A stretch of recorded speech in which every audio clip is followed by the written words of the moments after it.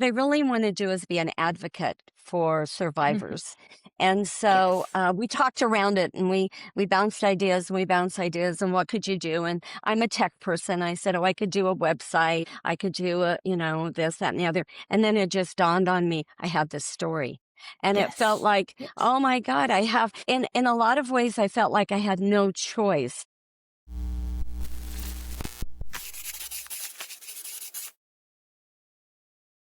Hello, everybody. Welcome to Let's Fix Stories. This is the podcast where storytellers bring their stuck, tangled, or not quite their stories, and we help them figure out what's working, what's not, and how to tell their story in the best way possible, and where to go next. We're not here to rewrite your story. We're here to make you think about how to tell it better. And my name is Jaylon Gunduz. I am an editor with One Brilliant Arc, and today I am here with my friend Larada Miller. Thank you so much for joining us. Go ahead and introduce yourself and tell us a little bit about your story that we'll be talking about today. Okay. My name is Larada Horner Miller. And Sorry for mispronouncing it. no, we'll get that straight. It's not Okay. easy. The way that I tell people to know it is think of Laredo, Texas, and then just put an A on the end of it. So then you'll I like always it. pronounce that correctly. Okay. Um, I wrote this story in 2016 as a part of NaNoWriMo. And if you don't know what NaNoWriMo is, it's National Novel Writing Month, which is in November. And a friend of mine who is a writer and also a teacher, a high school teacher, had done it with her students. I'm a retired teacher, so we connected immediately. And I decided I had written a historic fiction, but I'd never written a fiction. And so what I've come to know is this is considered an autofiction, autobiographical fiction. So I started writing the 1st of November, and the very first scene of the ATM scene, I had written like 7 or 8 years before, just driving down the highway with my ex-husband. We traveled in the summer because I was a teacher and I did a lot of writing, and I just put it aside for several years. But when this opportunity came up, I sat down and made that be the introduction of the story. And I had no idea where it was really going, other than I knew that it was going to tell my story of incest. And what really catapulted me into writing, I ended up writing the full 50,000 words that they suggest that you do for NaNoWriMo. But what really catapulted me further into doing it at this time is whenever Donald Trump was elected president. And I knew he was a perpetrator. There was not a doubt in my mind. And it just like accelerated the writing. He's never mentioned in the story, but that's the backstory of how it all came about. So that's it. Well, thank you so much for sharing with us. One of the missions that we started One Brilliant Arc to do is to help writers who have really heavy stories to tell that aren't usually accepted by society or the general publishing industry. And we want to help those writers who have faced silencing in the past to tell their stories stronger and find their voices in that way so that they can speak their truth. So that's why, I know how personal and vulnerable it must feel to share this story and uncover all of that pain. So we want to thank you so, so much for being willing not only to share it and to write it, but also to come on this podcast and let strangers on the internet kind of beat it up and help you Yeah. make it even stronger.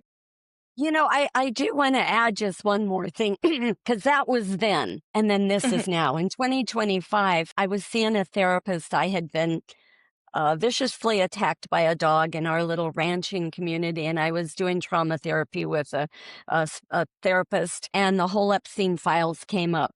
And so her and I were talking one day about that at the end of my therapy time with her.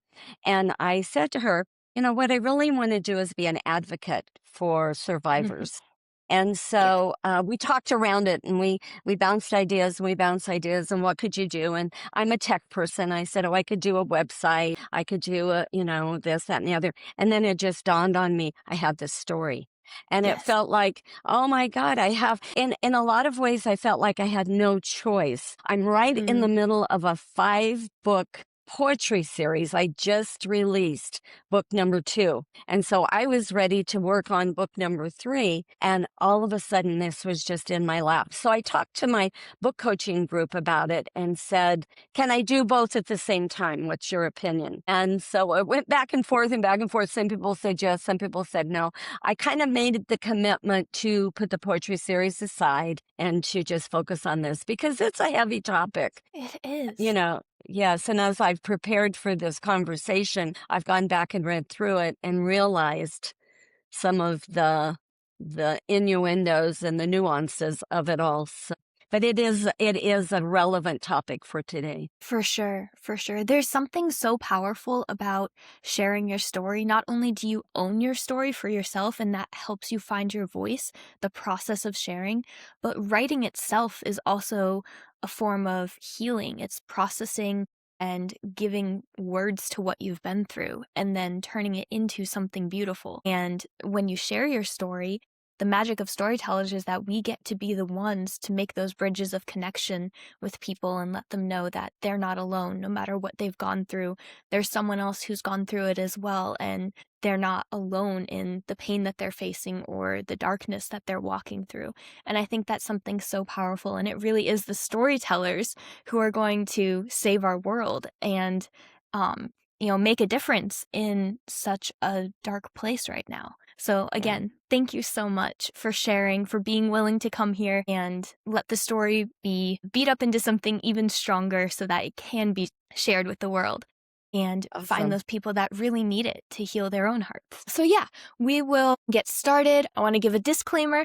The way that we do editing at One Brilliant Arc is a little bit different than you may have experienced other editors' work. We really want this to be less of us telling you our opinion and more of a conversation where we can brainstorm, because art is subjective, and also the author of the story is the only one who really knows what they were trying to say. And it's our job as editors not to project our own ideas onto what you've said, but to help you amplify the truth that you've already written. So if you have thoughts throughout this, whenever I'm sharing our notes or our suggestions, I want you to interrupt me, to speak up, to ask questions, to give me more information, because again, we only have time for the first 15 pages in this session, but any extra information you can give us about the story that helps us understand your vision and what you're trying to say is just making this a more productive session where we can actually help you find the words that you needed. So yeah, that's our disclaimer here. This is supposed to be a conversation. Interrupt with whatever you have to say, and you are also free to reject any suggestions that we have, because again, this is just suggestions and this is just our opinions. Yes, they're professional opinions because we've studied as editors and we've been doing this for a minute.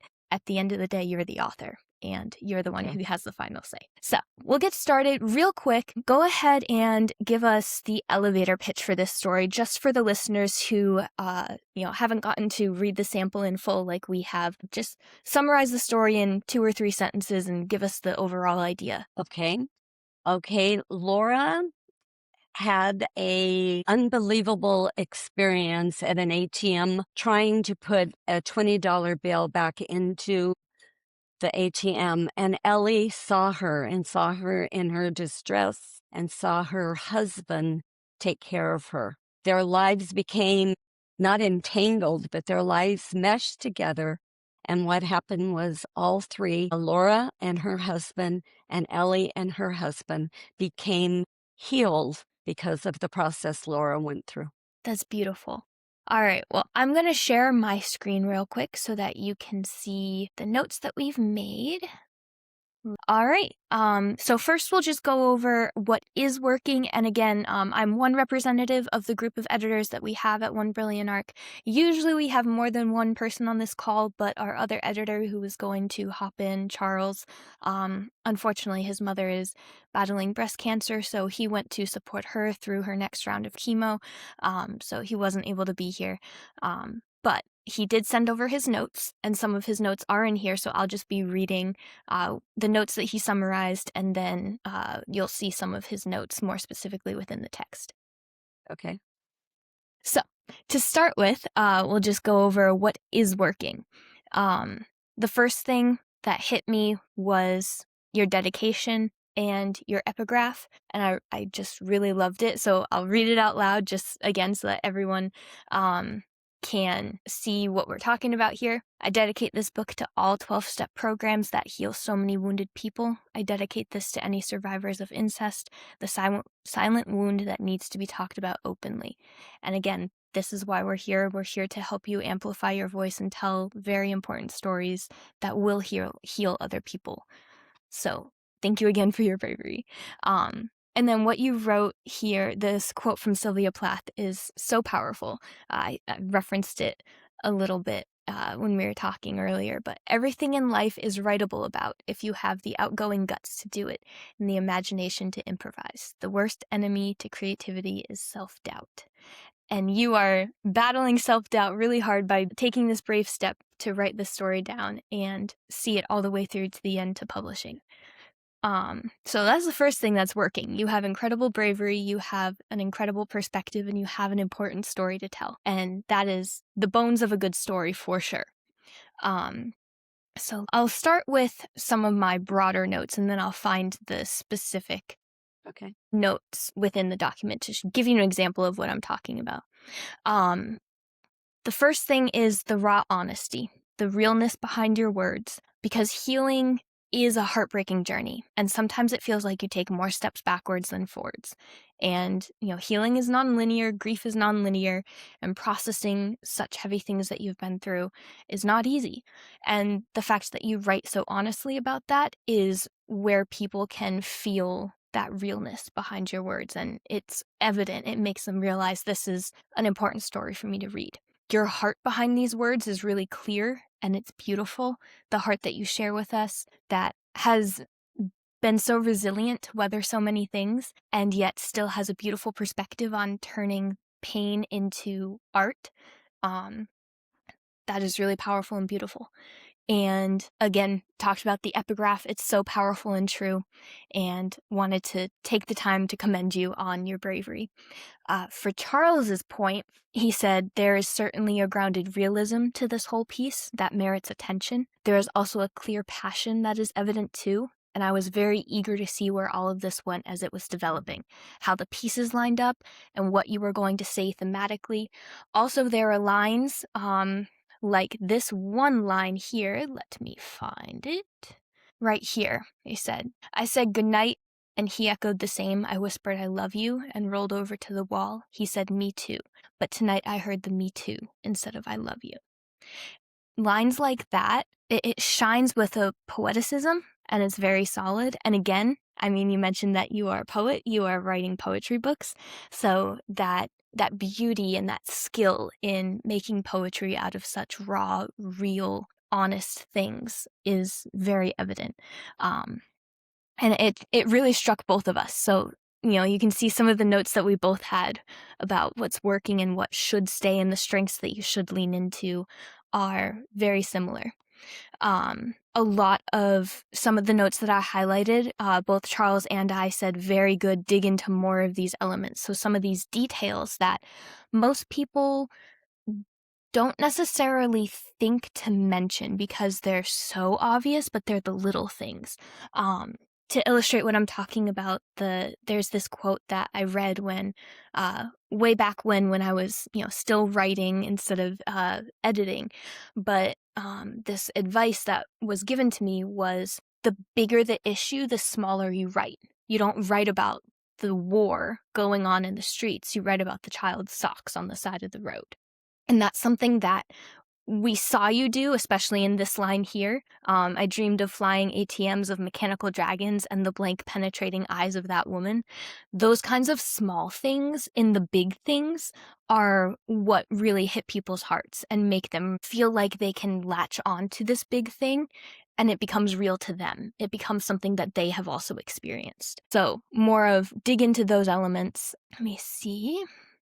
Also here, good building tension, writing with heart and pulling your readers in by setting up the connection that's going to be explored later in your story. Those those little building blocks that you use are like a breadcrumb trail, and your readers will keep turning pages because they'll pick up that first breadcrumb that you drop, and then they're going to want to see what else happens next.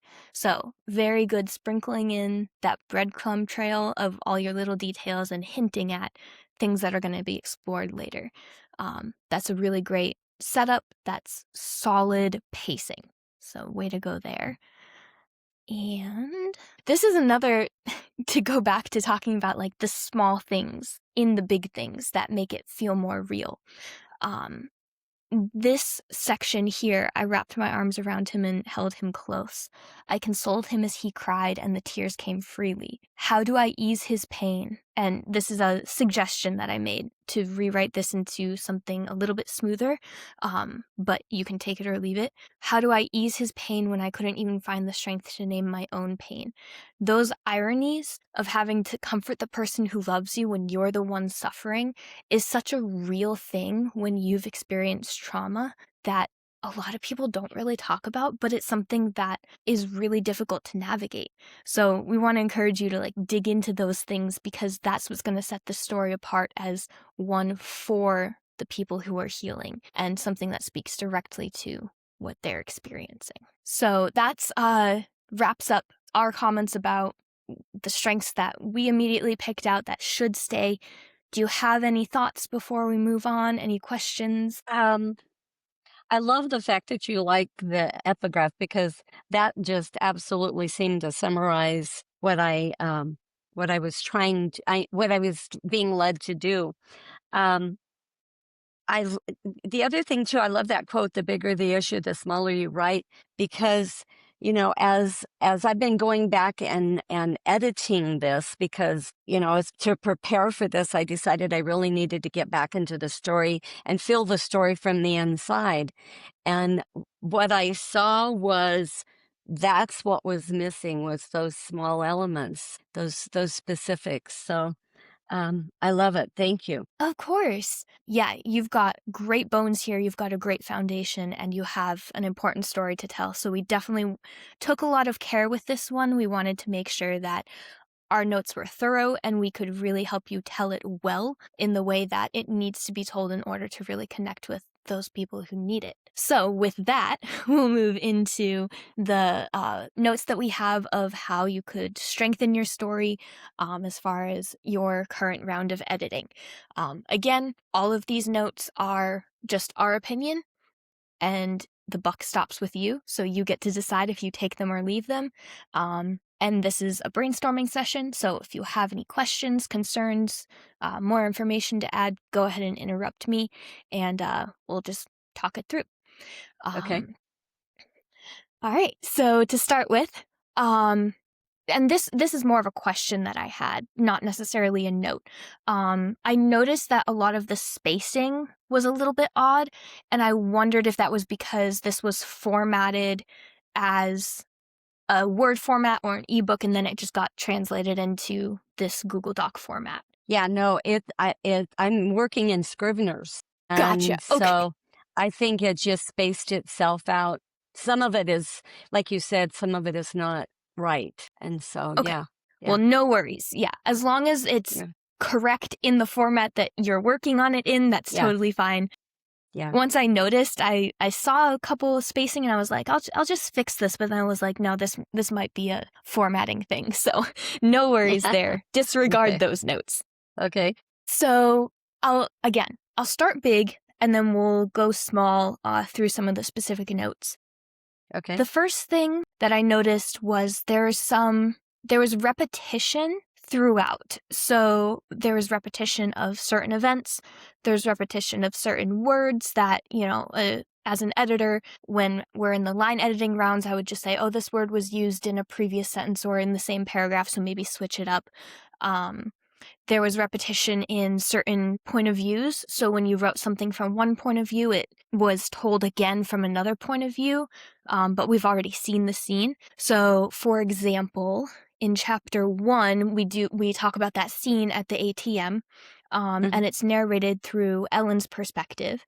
And then in chapter 2, this beginning part here, is narrated from Laura's perspective. But some of the narration, it feels like a repetition because we've already seen it before and we've heard it described before, and it's not like this new point of view is giving us an entirely new perspective on what's going on.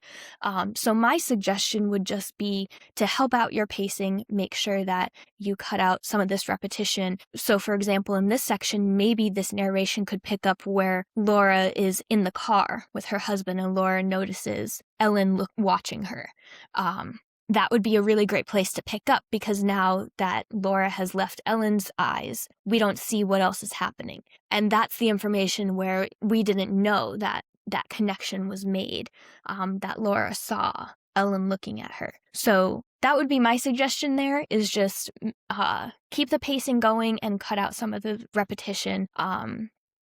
And part of going along with the note of point of views, I would love to be anchored a little bit more strongly in the perspective of the character you're narrating through in each scene. So don't just narrate events as, standing on top of the person, but make sure that we're actually in their head and we're only seeing what their eyes see and we're only understanding what they know from their five senses. So, for example, they wouldn't necessarily know someone else's motivation when they're watching them do something. So don't narrate that motivation. And if you write their point of views that way, then you'll kind of eliminate that repetition if events that you're narrating do overlap between their point of views. Does that make sense a little bit? Yeah. Oh, yeah. Most Okay. definitely. Awesome. I do have a question. Am I going to get the document that you guys have the notes, the comments? Yes, I will share this with Awesome. you so that you can go through on your own time. I'll explain most of them, some of the bigger ones that need explanation, but you will get the documents that you can go through. Okay. Yeah, so just when you're writing point of views, anchor us more strongly in the head of your characters and describe what's happening through their five senses and follow their natural train of thought. So, for example, think about how to word this. When you are experiencing something and you're narrating it as you're experiencing it, you want to stay in that present action. And yes, your train of thought will go back to events of the past, but you won't necessarily get lost in the present action when you narrate an entire history lesson as if you know someone is listening. So flashback scenes are really hard. There's a rule of thumb that every flashback or exposition scene needs to be connected to the present action by something tangible, whether it's what your character is seeing, feeling, or experiencing. And that will just help to make sure that your flashbacks don't feel like info dumps. Because sometimes we get lost that this is a story and there's a present narration and we're in a character's head because it feels more like a dispassionate exposition of like a history lesson of this character, if that makes sense. Yeah.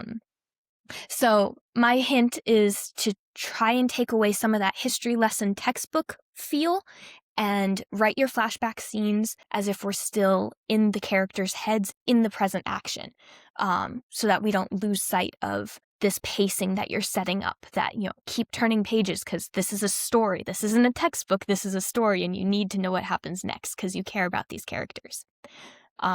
Along those lines, narrative flow. So giving your information spaced out so that you don't overwhelm your readers all at once. This is it goes along with the flashback scenes, of just pacing them out so that each little bit of information you reveal is connected to a very specific thing that's happening in the present action. And when you keep drawing those threads, when you have your information spread out, it keeps the flow going forward more smoothly instead of feeling like we're going really fast and then we jolt to a stop and now we have to catch up on the past 10 years and then we're going to go forward really fast again once we've forgotten where we are in the present. And then, oh wait, we have to stop and go back and explain the past 5 years. That kind of thing. So just tightening up the narrative flow a little bit and being mindful about spacing out your information so that it feels less like, sitting your readers down for a history lesson and, having to read a textbook about a character's life, and instead feels more like, let me get you into the head of these characters as they experience their life, and will give you little clues about their backstory that makes you curious to know more. Kind of sparking that curiosity that's the writing gold, where you know that you've got your readers by the hook and they're going to follow you through the entire book. So let me see if I can find a few specific examples of the repetition and the narrative flow here. This is from Ellen's point of view. She's watching what's happening to Laura at the ATM. And she says, within a few minutes, his car screeched to a halt behind the gathering. Her husband pushed his way through the crowd and rushed to her side. This is a small thing, but it took me out of the experience that you were describing for Laura, because would she know that this is the woman's husband? And would she automatically make that assumption? So that's Yeah. a good example of, stay within your narrator's point of view when you're in their point of view section. And just those little details will take your readers out or keep them really immersed. Again, like, that is definitely it's a small thing that gets cleaned up in editing later down the road, so it's not something that should have already been in place. It's just something for the next drafts to, keep improving it so that it's completely polished up and ready to publish. Right here, when his voice broke her out of the trance she was in and she evaluated the situation. Again, Ellen is seeing this from her perspective, so she doesn't necessarily know that Laura is evaluating the situation, so we need to describe this from what it looks like to Ellen. What does Laura evaluating the situation look like? Does she look around really fast? Do her eyes get wide? Does a understanding look dawn on her face? Those kinds of five senses narration is what Ellen would be seeing from her perspective, not necessarily just knowing that Laura is now evaluating the situation. Again, similar for this next sentence here. For the first time since the crowd had formed, she realized that what she was doing wouldn't work. How do we know that she's having that realization? And how do we know that's the first time that she's having that realization? So just make sure that you remember whose eyes you're looking at the scene through, and only give details that they would know or that they are experiencing with their five senses. This has been an interesting part. I'm glad you're focusing in on this, because I'm doing the whole book in the two voices. One chapter is Ellen, one chapter is Laura, and this is fantastic. So thank you. Good. I'm so Yes, glad that yes, it's helpful. That's yes, what we're here for. That's what these sessions are yes, supposed to be. yes. Okay, so I reached the end of my general notes. So now we'll go on to Charles's general notes.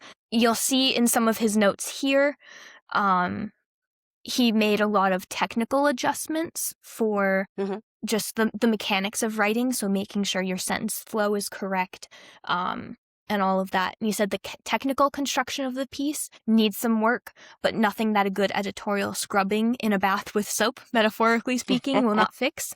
But he said an hour-long soak, using this metaphor, is necessary for formatting, clarity, and structural effectiveness. Most especially, as I noted a little bit, a lot of what is said does feel more like a journal more than a dramatic narrative. And so his recommendation was making a more dramatic narrative style, because I see already the benefits of you using your prose imagination to tell the story. So additionally, be sure to aspire to the realism that you have set the story in and set forth to tell. As he notes in his comment about the ATM lines right over here. So the group left waiting, continued doing the business at hand. We were silent for a while in honor of this woman's pain and confusion. Someone finally broke the silence with a simple question that all of our hearts echoed. What happened to her to put her in such a confused state? And this is where both of us kind of noted, this isn't necessarily how you would see a crowd of people respond to someone's pain, and I think that's why your story is so necessary, because we need more people responding like this, but in real life, people don't respond this way. So what's a more realistic dialogue that can kind of show that contrast of, this is the state that the world is in, that is causing your characters and yourself to have gone through so much pain. And this is where we need it to be in order for that pain to be healed. So his suggestion was to alter for more realistic dialogue, such as, "What the hell was that?" Because that's something more realistic that someone who doesn't necessarily know how to have empathy in a situation like this, or know how to care or use their imagination to think about what someone has gone through. Most people don't use their imaginations that way, and they should. That's empathy. But most people don't think about what is behind an action that someone is doing. They only see that action as it affects them, because we all have a very selfish perspective. So that's more like dig into the realism that you are setting up, because that's what your story is trying to say. And this kind of brings us into the next topic, which is talking about theme. So we always have a section talking about theme at the end of these podcasts, because we really want to know what the purpose of telling your story is. And theme is something that a lot of writers won't necessarily start out with. They'll start with the story, and then as they're writing, they'll say like, "Oh, I think this theme is emerging through my words." But we find that when you start with your theme, when you start on page 1 knowing this is what I want to say, this is why I am writing this story, that intention shines through and your story just is that much stronger. So I'll take a moment here and let you tell us a little bit about what the theme is behind what you're writing, if you've had a chance to think about it, but just what the message is behind your story and your purpose for telling it. I think the message, I'm glad you're bringing this up. I think the message is that horrible things happen to people, but there's healing possible. So, it's kind of the juxtaposition of, there is there is this horror in this world. There are these sick people who do these things, and yet there is a way to deal with it. That suicide, prostitution, all of this, there's other ways out for any of us that are survivors. Mm. And again, this is such an important story to tell. Just hearing that theme from you is reiterating to me just what an important story this is to tell. And again, knowing that that's your theme, that helps our editorial suggestions, because we want to make sure that from page 1, you're setting up that theme in this frame of story structure. So starting out your story with, let's show a world where that healing is not promoted, that healing is not accepted, it's not offered. So having this crowd of people around them at the ATM not necessarily caring about the situation, or caring that this woman is clearly gone through a lot that's causing her to have this confusion, and instead they're just annoyed that they've been inconvenienced. That might be a really good way to start out your story, and then the journey that you take your characters through, where at the end they do find that healing and that acceptance for their own stories, is, I think, an even more powerful way to illustrate that theme that you're trying to say. But let me know what you think. What are your thoughts on that? Yes. Well, I think that's more realistic. And I love, it's the juxtaposition, and I'm writing that down. It's really the juxtaposition of the two worlds. Mm, But if I set that up in the beginning, I have the confused woman, but if I mm. set that up with that world, the way they deal with that world, and then Ellie is just absolutely, she's the one that can say, my gosh, what happened to her? Yes. Yes. Yeah. And that shows also what it is so special about Ellie that makes her notice this, that makes it stand out so strongly to her, and what it is in her story that gives her that empathy to be able to see there's something behind this action that is just annoying and inconveniencing others. Because that's something else that's a very unique gift that more people in this world need. And when I read just your first 15 pages and hearing from you the heart behind this story and the story behind the story, I saw very clearly that this story is kind of a call to action for us to be better witnesses to the truth of the pain that others have suffered. I love the title of this story. It's Eyewitness to My Healing. Um, and I think that there's something also very particular about needing to be an eyewitness to someone else's healing as well. Because in general, I think our society doesn't have the gift of being able to witness pain that others have gone through without flinching away. Because we're selfish. We're more concerned about our own comfort. And if the horrific things that someone has suffered is causing us discomfort to be able to recognize, then suddenly we're not able to help them along that path of healing because we're just removing ourselves from the situation. And now we're even hurting this person more because we're not offering them that validation of, I see you, I see your story, and I hear what you're telling me you've gone through. And I think that that's something that's so important as a step in healing. And it's definitely something that our society is missing. It's, instead of survivors' stories being heard and then the survivors being protected, the stories are being silenced and ignored because they make us uncomfortable. And that's what we need to end. And that's what One Brilliant Arc is here to do, is we want to help writers like you tell those stories even stronger with an even louder voice so that people can't help but listen and can't help but learn how to be a better witness to what people like you have walked through, no matter what your story is. So that's the theme that I saw, and that is the why that I saw behind this story is so necessary for us to have right now. And you mentioned this at the beginning, like it just became so clear to you that now was the time to tell this story. I don't know, how many years has it sat in your heart before you finally got it written? Well, I wrote it in 2016, but I went into treatment in 1988. And before that, the first flashback came. And then I went into treatment for codependency in 1988. And then 1993, I went into sexual trauma treatment. So it's been there a long time, Yeah. a long Yeah. time. And it takes a long time to walk through these stories and then be able to tell it from the other side. Yes. But again, like you said, now is the time that it needs to be told. And I just love that you've trusted us enough to help you walk along that path to getting it told. And we're just really honored that you chose to share with us at such a vulnerable stage of this story's journey and let us add our suggestions to it. So thank you. Thank you very much, and keep doing what you're doing. You're doing amazing work, and I can't wait to see what this story evolves into in its final form, and then how many people it helps to heal. And you've walked that path first. You've walked that path of healing, and now you are an inspiration and an example to other people with your real life story. And that's just so beautiful. Wow. Thank you.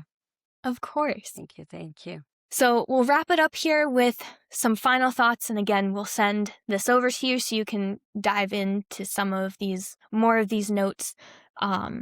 But Charles's final thoughts were: strive for the realism that you have established within the text to plus the material up, and then plus up the technical presentation of the piece to present a grippingly true tale that is itching to shine through as bright as it can in your text.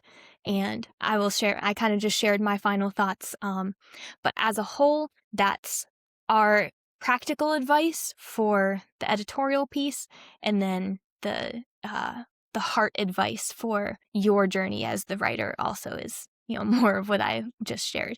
But if you are listening to this and you are a writer with an important story to tell, we want to hear it. We want to help you tell it in the best way possible. So if you have a story to share, something that you're working on, something that you're not quite sure if it lands the way you want it to, go ahead and submit it to us. We'll leave a link in the description for you to do that, but we would love to also help you tell your story in the best way possible. So thank you so much, Larada, for joining us. Thank you for sharing this story. Do you want to tell listeners where they can find you and read your poetry and keep an eye out for the other stories that you share? Yes, I would, but I would like to preface it with this. I was a little nervous about doing this in the last few days, and I just want to say to anybody that's thinking about it, don't let that be the reason you don't do something like this, because I've never done anything like this before. I mean, I've worked with an editor, but I've never put it out this way, and this is a very intimate story. So this was really stretching me to the hilt, but it was very, very, very positive, a great experience. My webpage is laradasbooks.com. I have my books on Amazon and some of the other big sell distributors. And my name is Larada. It's spelled Larada, all A's. So that will help you find me too. So, and I write Awesome. memoir, poetry, nonfiction, historic fiction. I've written a biography. I'm on my 11th book. This is my 11th book. Wow. So, yeah. So, Congratulations. That's thank you. Thank amazing. you so much. Thank you so much. And Of course. thank you for the very comfortable spot this was. It was very, Of very course. wonderful. It was a great experience. I'm so glad. That is why we created this. That's why we wanted to be able to do this for free for people, because we do want to honor the bravery that it takes. All of us at One Brilliant Arc were writers before we were editors, so we know the genuine fear, and it takes a lot of bravery to be able to put your raw beating heart on the page out there and just tell people, rip it up, tear it to shreds. We really just want to especially honor the writers who are brave enough to do that and go through the process of getting their story edited, but also give a safe place so that the experience can be as comfortable as possible. And it's so encouraging that you felt that safe space, because that's what we strive to do. And that's where we want to make our editing different than the editing that a lot of people have sadly experienced, which is a lot more. It has less emphasis on the truth that the writer is trying to say and just helping them say it in the best way possible, and a lot more of the editor just has almost like a disconnected, let me put my ideas over yours because I have a better way of saying it, and we don't want to be that way at all. So I'm Well, very, I've yeah, been very lucky because I've used the editor, I use the same editor for the last 5 books, and she is awesome. phenomenal. Wonderful. Wonderful. I love when people have good stories with their editors because I've heard so many horror stories. Yeah. So I'm so glad that you found a good editor. You have a beautiful body of work, and I'm so excited to see more about the stories that you have to tell. So Thank you. again, we'll share your links in the description. Listeners, go ahead and see what Larada has written. And thank you so much for joining us. Thank you for listening, those of you who listened, and we will see you next time.